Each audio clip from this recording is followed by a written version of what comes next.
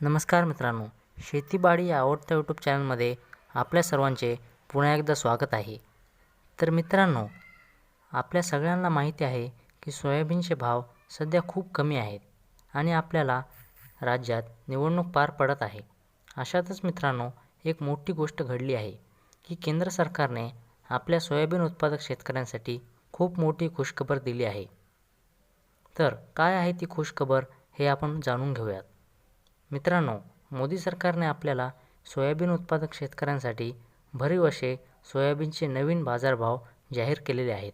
होय मित्रांनो, मिळत असलेल्या माहितीनुसार केंद्र सरकारने सोयाबीनसाठी प्रति क्विंटल 5,000 रुपयाचा भाव जाहीर केला आहे व याची अंमलबजावणी 23 तारखेनंतर म्हणजेच निवडणुकीनंतर होईल व सोयाबीनच्या भावात चांगली तेजी येईल व आपल्या मालाला चांगला असा भाव मिळेल.